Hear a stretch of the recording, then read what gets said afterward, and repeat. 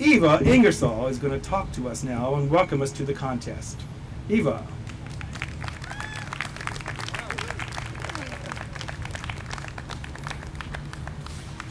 Good afternoon, everyone. I am so pleased to have been asked to be at this wonderful event to honor my husband, Robert Green Ingersoll.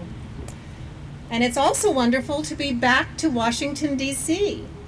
Yes, Robert and I lived in Washington, D.C., right over on a street called Lafayette Square. Does anyone know where that is?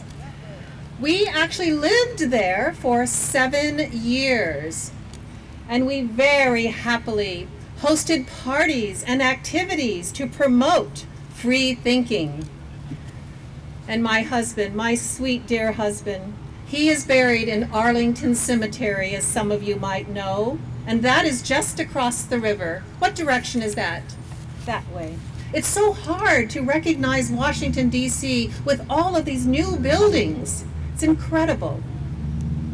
And you know, this morning I had the pleasure of talking to a few of you, and I was pleased to learn that many advances in women's rights have been made in the United States. And nothing would give my dear husband more pleasure than the fact that women are achieving intellectual and physical liberty in this modern world. Robert always appreciated the fact that I expressed my thoughts and I always spoke my mind. I was not corrupted by the heartless creed of religion, and I never worshipped a being in heaven. I would never stand before the altar of cruel faith with timid, downcast eyes, and never would a thoughtless yes pass my lips. I was never satisfied of being told what to do and what to think, and I examined for myself the truth. I was never a prisoner of society. I demanded the rights to naturally live as an intelligent human being. I desire to be equal to my husband, and we raise our children in the atmosphere of love, liberty, and philosophy of free thinking. Without the aid of superstition, I preserve all that is true, that is pure, that is tender. In this ignorant age of faith, the loving nature of a woman is abused. I understand that around the world, there are women being deprived of liberty. Women are still being taught to obey without question and believe without thought. We must encourage an end to the age of muscle and miracle. But I am happy today to have met people, particularly women, who depend upon themselves, who stand strong and self-poised, even with the shocks of this sad world. These strong women do not lean against a church for support.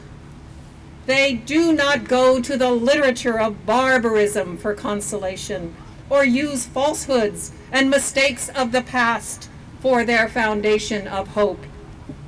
Indeed, there are women here today who are brave enough to meet and bear the facts and fortunes of this world.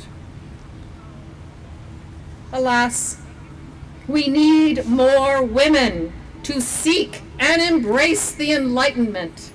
So I beseech you all, men and women alike, to encourage women to be free of religious attachments.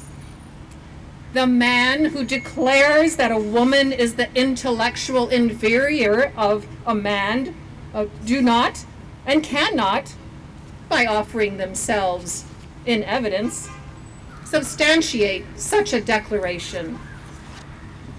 Most women cling to the Bible because they have been taught that to give up that book is to give up all hope of ever seeing their loved ones again. They have also been taught that the Bible is their friend, their defender, and the real civilizer of man. Oh, if they simply would read the books written by my husband and then read the Bible, they will see the falsity of dogma. The Bible is not a friend of woman. They will find the writers of that book speak of woman as a poor beast of burden, a serf, a drudge, a kind of necessary evil, and worse, mere property. They will find that the Bible has not civilized mankind. A book that establishes and defends slavery and wanton war is not calculated to soften the hearts of those who believe in a God. A book that not only permits but condones religious persecution has not developed the affectionate nature of man. The Bible's influence has been bad, and bad only. It has filled the world with bitterness, revenge, and crime, and retarded in countless ways the progress of our race.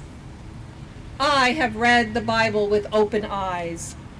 The mist of sentimentality did not cloud my vision. I had the courage to discover contradictions. I reject the childish, the unnatural, and the absurd.